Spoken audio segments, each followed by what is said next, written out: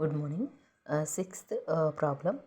On 1st January 2020, Srinu of Srinivas Nagar consigned goods a value of rupees 30,000 to Anil of Alwar. Srinu paid cottage and other expenses rupees 2,000 on 31st March 2020. Arun sent on account sales with the following information: 50% of the goods sold for rupees 25,000. Arun incurred expenses rupees 1,750. Arun intended to receive a commission at 6% on sales. Prepare a necessary journal entries in the books of both parties అన్నాడు. ఈ ప్రాబ్లంలో ఏంటి అని చెప్పేసి అంటే general entries and ledgers వేయండి అని అన్నారు. చూద్దాం. Working notes. Okay, total goods of value ఎంత? 30,000.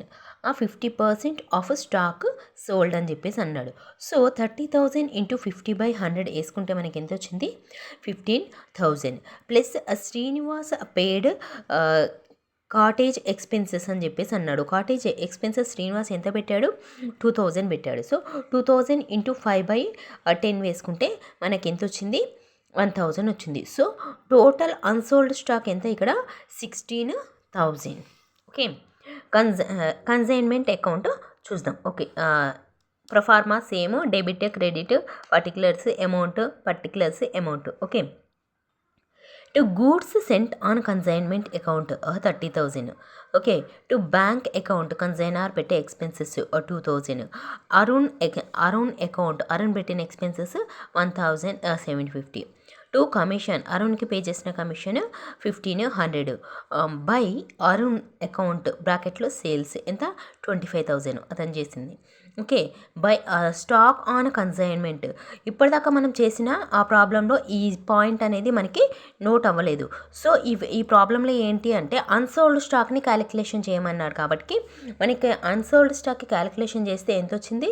వాల్యూ ఆఫ్ అన్సోల్డ్ స్టాక్ 16,000 వచ్చింది. సో ఆ 16,000ని మనం ఈ కన్సైన్మెంట్ అకౌంట్లో ఏమని రాస్తామంటే బై స్టాక్ ఆన్ కన్సైన్మెంట్ అని చెప్పేసి రాసి ఈ 16,000 ఎంటర్ చేస్తామన్నమాట. ఇంకా రిమైనింగ్ మొత్తం సేమ్. ఈ కన్సైన్మెంట్ అకౌంట్లో మాత్రమే దీన్ని మనం ఎంటర్ చేస్తాం. అన్సోల్డ్ స్టాక్ అనమాట. ఇప్పటిదాకా మనము ఓన్లీ ఈ గూడ్స్ని ట్రాన్స్ఫర్ చేయడం, సేల్ చేయడం ఒకటే ప్రాబ్లమ్స్ చేసాం 4th ప్రాబ్లం వరకు. ఓకే, ఇక్కడ కానించి ఏంటి అంటే అన్సోల్డ్ స్టాక్ మీద కూడా ప్రాబ్లమ్స్ స్టార్ట్ అయినాయి అనమాట ఈ 6th ప్రాబ్లం నుంచి. ఓకే, ఇది కన్సైనీ అకౌంట్ చూద్దాం. Okay, Anil account date, particulars amount to consignment account బ్రాకెట్లో sales 25,000. Okay, consignment account consignee పెట్టిన ఎక్స్పెన్సెస్ 1,750. కన్సైన్మెంట్ అకౌంట్ బ్రాకెట్లో కమిషన్ కన్సైన్కి పే చేసిన కమిషన్ 1,500. సో ఇది ఈ హైయెస్ట్ అమౌంట్ 2 సైడ్స్ ఎంటర్ చేయండి. 25,000. ఓకే, 25,000లో నుంచి ఈ అమౌంట్ లెస్ చేస్తే వచ్చిన బ్యాలెన్స్ ఎంత? మనకి 21,750 అనేది మనకి బ్యాలెన్స్. ఓకే, ఈ ప్రాబ్లంలో మొత్తం అంతా సేమ్. హైయెస్ట్ది debit side credit side enter చేసేసి దాంట్లోకి నుంచి ఇదంతా మొత్తం తీసేస్తే మనకి వచ్చింది ఏంటి? ప్రాఫిట్ అండ్ లాస్ ఎంత వచ్చింది? 5,750 అనేది కన్సైన్మెంట్ మీద మనకు వచ్చిన ప్రాఫిట్. ఓకే, దీంట్లో ఏంటి అని చెప్పేసి అంటే ఇంతకుముందు చేసిన 4 ప్రాబ్లమ్స్కి దీనికి ఏంటి డిఫరెన్స్ అంటే దాంట్లో ఏంటి అంటే మనం క్లోజింగ్ స్టాక్ అనేది క్యాలిక్యులేషన్ చేయలేదు. ఇక్కడి నుంచి ఏంటి అంటే అన్సోల్డ్ స్టాక్ అంటే కన్సైనర్ పంపించిన స్టాక్లో ఇంకా మిగిలిపోయిన స్టాక్ ఎంత ఉందో అనేది మనం కనుక్కోవడం అదేంటి ఐడెంటిఫై చేయాలి అని చెప్పేసి దాన్ని క్యాలిక్యులేషన్ చేయండి అని చెప్పేసి అన్నారు. ఈ అన్సోల్డ్ స్టాక్ని క్యాలిక్యులేషన్ చేసేటప్పుడు ఏంటి అంటే మనం కన్సైనీ ఎవరు ఎక్స్పెన్సెస్ పెట్టినా డైరెక్ట్ ఎక్స్పెన్సెస్ని దీంట్లో కన్సిడర్ చేస్తామన్నమాట.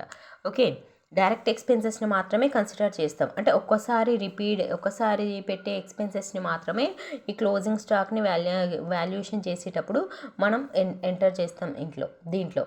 ఓకే, నా ఛానల్ ఫస్ట్ టైం చూస్తున్నట్లయితే ప్లీజ్ సబ్స్క్రైబ్ చేయండి.